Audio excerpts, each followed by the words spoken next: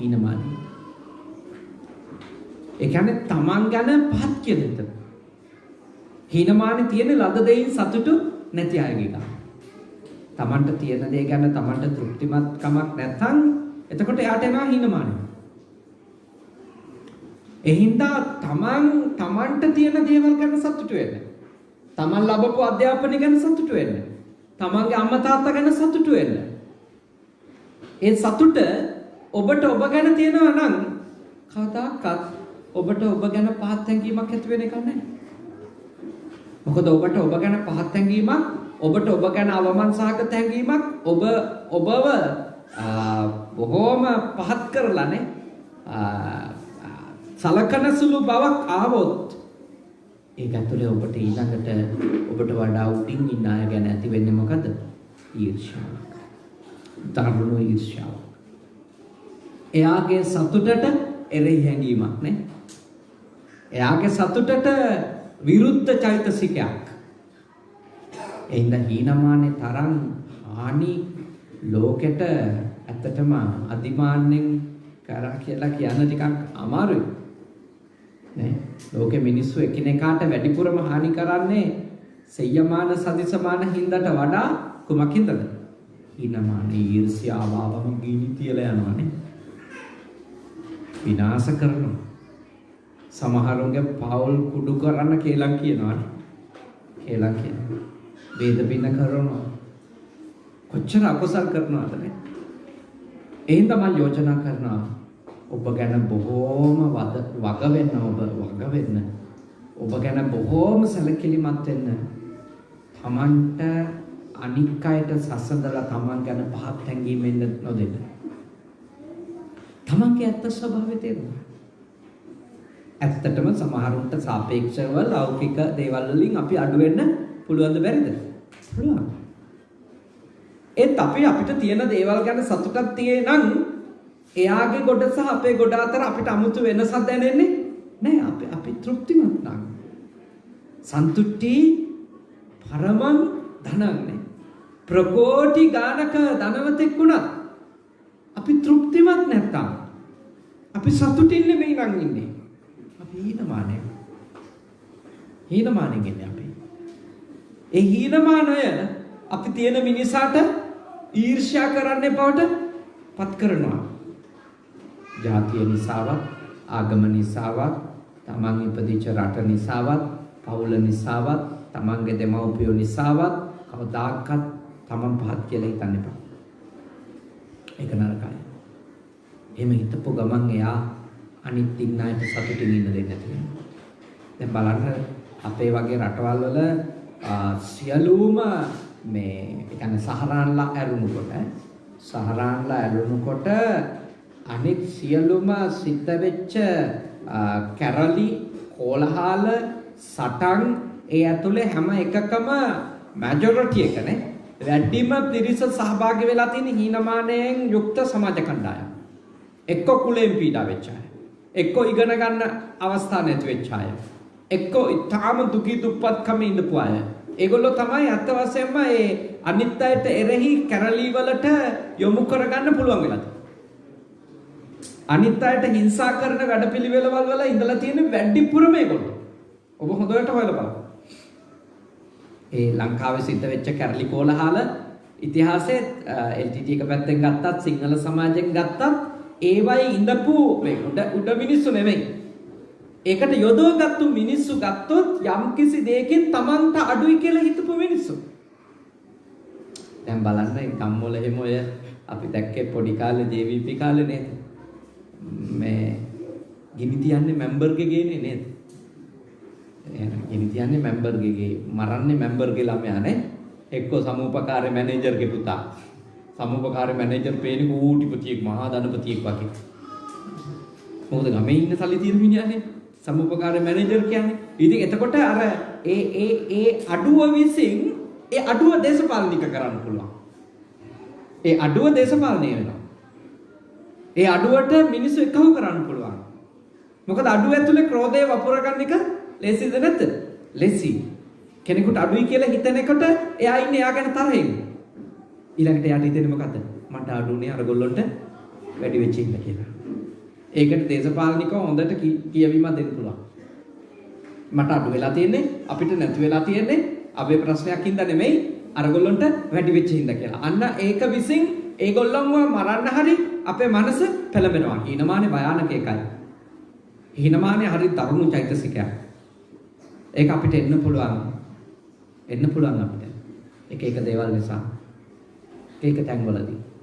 ඒත් මම ඔබට යෝජනා කරනවා ඔබට තියෙන දේ ගැන සතුටු වුණොත් මේක දුරු කරන්න අවස්ථාවක් තියෙනවා. ඔබට තියෙන දේ ගැන.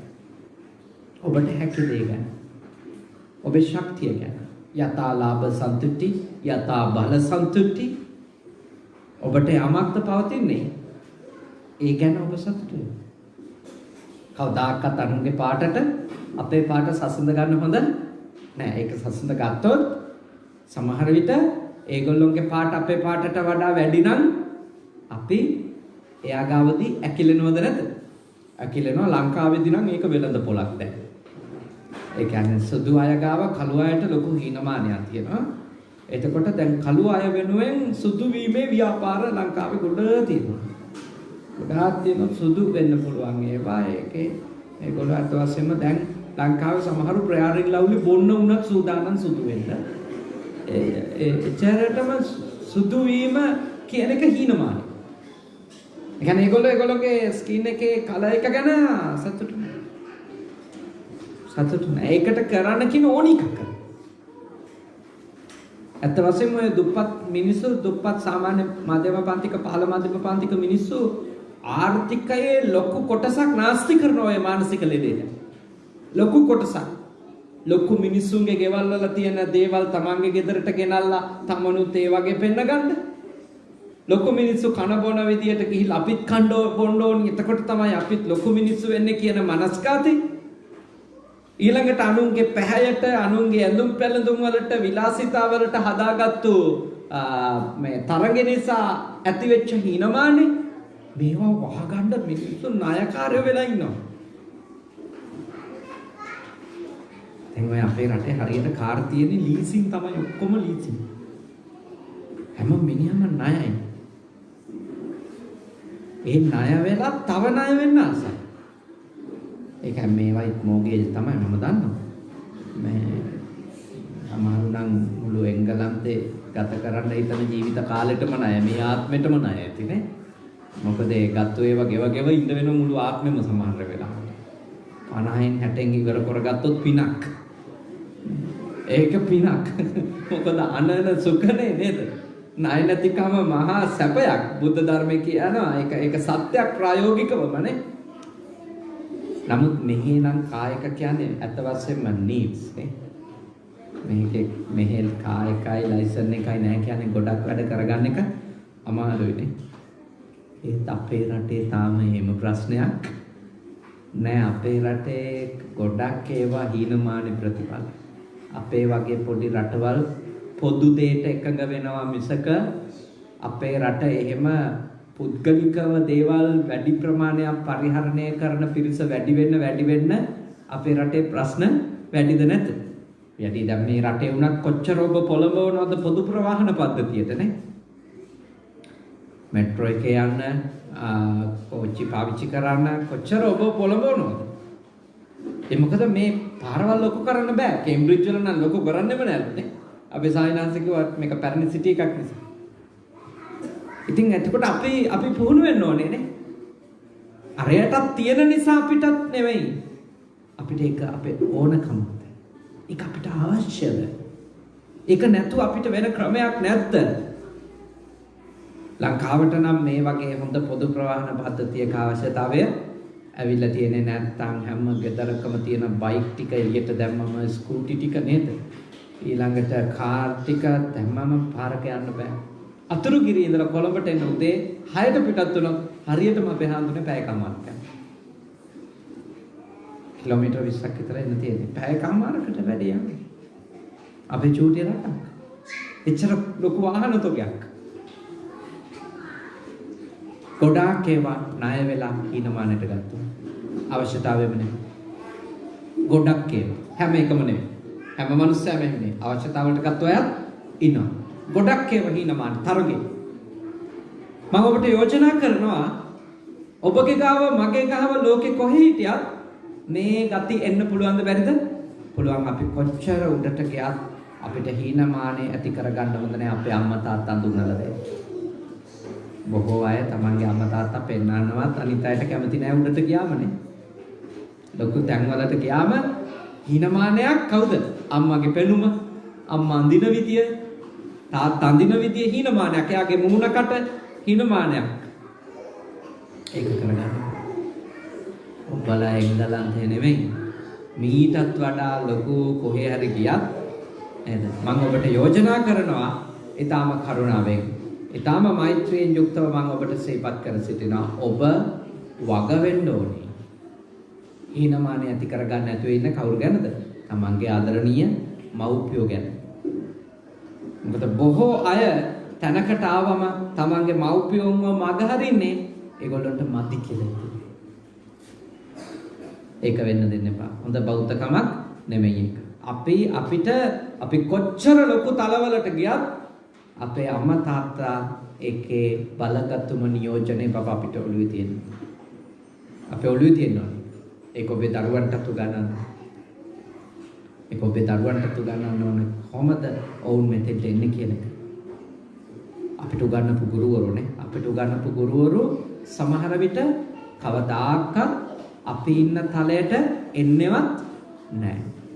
ඒත් අපි මෙතන ඉන්නේ ඔවුන් අපිට ඕ ලෙවල් පන්තියේ දක්වා කරපු උදව් ටික හින්දා. මේ මගේ සර් කියන්න, මේ මගේ මිස් කියන්න අපිට ලැජ්ජ වෙන්න බෑ. ඔබ ලංකාවට ගියා මේ මිනිස්සු ජීවිතුන් අතර ඉන්නවා නම් බලලා එන එක. ඒගොල්ලෝ ඔබේ ගෙදරට කැඳවලා කැම ටිකක් හරි දෙන එක, සතුටු කරන එක. ඒකට ලැජ්ජ වෙන්න බෑ. මොකද ඔබගේ ගාව ඉන්නවා ඒගොල්ලෝ. මොකද ඔබ යනු ඒගොල්ලොන්ගේ ඥානයේ කොටස්. අද ඔබ දීප්තිමත්, අද ඔබ බබලනවා. හැබැයි ඔබ ඔසවති තබපු අය ගොඩක් ඉන්නවා. ඒගොල්ලෝ එච්චර බබලන අය නෙමෙයි. ඒගොල්ලෝ දකින්න එක ඔබට හීනමානයක් වෙන්න බෑ. ඉතින් මම යෝජනා කරන තැනකට ගියන් සමහර දේවල් ගැන සමහරුන්ට හීනමාන වෙනවානේ. ගොඩාක් අය දඟලන එක තමයි තමන්ගේ අතීතේ වහන්නනේ. තමන්ගේ අගමුල වහන්න පුදුම දැඟලිල්ල දඟලනවා. දඟලන්න එළියට එනවා. මතක තියාගන්න. වහන්න දඟලනවා නේද? දඟලන්න එළියට එනවා. දැන් මම බ්‍රහ්ම ලෝකෙට ගියත් මම කතා කරන්නේ මාතර භාෂාවෙන්. මොකද ඒක හංගන්න දැඟලුවොත් එන්නේ මේක එළියට. මොකද ඉටි ගමන් මොකෝ කියලා හැනවා. මක්කටේ කියලා හැනවා. ඒක හිනමානෙ වෙන්න ඕනේ. ඒක අපේ ප්‍රදේශීය භාෂාව. ඒක නරක බසක් නෙමෙයි. ඒ බස මාතරට අනන්‍යයි. නුවරට තව බසක් අනන්‍යයි නේ. කොළඹට තව බසක් අනන්‍යයි. එහෙම තියෙනවනේ දැන් ස්කොට්ලන්තෙදී වෙන භාෂා විලාසයක් නේ. ස්කොටිෂ් කියලානේ. එතකොට මේ හේදී තව වෙනස්. සමහර විට මේ දැන් ආපෝ අලුත් මේ පුරවැසි භාවයේ ලැබපු අයගේ ඉංග්‍රීසි සහ ඇත්තම මෙහි නියම උරුමකාරීන්ගේ ඉංග්‍රීසි අතරත් වෙනසක් තියෙන්න පුළුවන්. ඒව ගැන හීනමානි හදා ගන්න ඕනේ අපි. ඇත්ත වශයෙන්ම මම රහසක් කියන්නේ. ගොඩක් හාමුදුරුවරුන්ට ඉංග්‍රීසියෙන් බණ කියා ගන්න බැරි වෙලා තියෙන අය දන්නවද? සිංහල අය හිනා වෙනවා. මොකද සිංහල අයට ඕන වෙනවා හාමුදුරුවෝ නිකන් රජිනගේ පුතා මහන වෙලා බණ කියනවා වගේ බණ කියනකොට කියන්නේ. නැත්තම් හරි හිතට අමාරුයි අරක ප්‍රොනවුන්ස් උනා වැරදි නේද? බණම අමතකයි ප්‍රොනවුන්ස් වෙච්ච එක ගැන තමයි උඩු වැඩ කරන්නේ. අරක හරි නෑ නේද? ඔන්න ඔය ලෙඩේ විසින් සිංහල ජාතිය බිඳුවට දාලා තියෙනවා. නැත්තම් ඇත්ත වශයෙන්ම මේ රටේ ඉන්න හාමුදුරුවරු සහ මේ රටේ දෙන හාමුදුරුවරු නේද? බය නැතුව මම හරි ඉංග්‍රීසියෙන් බණ කියන්න කැමති නැහැ. මොකද හේතුව? තාම මම ඉංග්‍රීසි ඉගෙන ගන්න එක්කෙනෙක් නිසා නිකන් හරි වැරදුනොත් එංගලන්තයේ අය මොනවා කියයිද කියලා. මම සුදු අය හම්බුණා හොඳට කතා කරගන්නවා.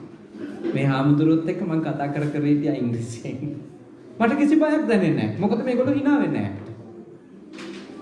අපිට hina වෙන්නේ අපේ රටේ මිනිස්සු hina වෙනවා. බැරි වුණාම කෙනෙකුට. ඒක විසින් ඒ මිනිහට තවත් බැරි කරනවද නැද්ද? තවත් බැරි කරනවා. ඒ දුර්ගුණ අපි නැති කර ගන්න ඕන. අපේ සිංහලයෝ නැති කර ගන්න ඕනේ. තමන්ගේ ජාතියට ආදරේ නම් කාගේවත් වැරද්දක් දැක්කම hina වෙන එක නෙමෙයි කරන්න ඕනි. කනට කරලා හිමින් ඒක කියලා දෙන්න ඕන නම් කියලා දෙන්න ඕන නැත්නම් ඒක එච්චර අර්ථය තේරුණා නම් එච්චරනේ. අපි ඔය යාපෝට් එකකදී එම යර්ස් 50යි නෝ 60යි එක කොහොම හරි අර්ථ කියනවා. සුද්දොන්ට ඇති.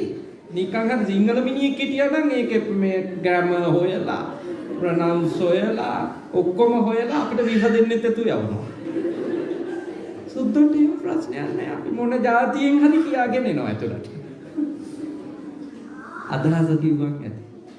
මොකද ඒගොල්ලොන්ට ඒව මත මිනිස්සු ජජ් කරන්නේ අපේ ප්‍රශ්න. කොච්චර ධර්මය දැනගත්තත් ධර්මය භාවිතාවේදී මේවයි පුහුණු වෙන්න ඕනිද නැද්ද? පුහුණු වෙන්න. මම ඔබට යෝජනා කරන පුහුණු වෙන්න. එතකොට අපි හොඳ මිනිස්සුවත් වෙයි අඩුවනේ. හොඳ බෞද්ධයෝ වෙන්න කලින් හොඳ මිනිස්සු. හොඳ මිනිස්සු වෙන එකත් ලොකු දෙයක් නේ. හොඳ බෞද්ධයෝ වෙන්න කලින්. ඒක හොඳ දෙයක්. හොඳ මිනිස්සුයෝ වෙන්න ඕනේ අපි. ඒ නිසා ඔබ බුද්ධිමත්ව ඒ ගැන හිතන්නට කියලා මම යෝජනා කරනවා. බොහෝම ප්‍රඥාවන්තව ඔබ ඒ ගැන කල්පනා කරන්න කියලා යෝජනා කරනවා. මොකද හීනමානෙ විසින් අපිට ඇති කරපු දේවල් වලට වඩා තියෙන්නේ නැති කරපු දේවල්.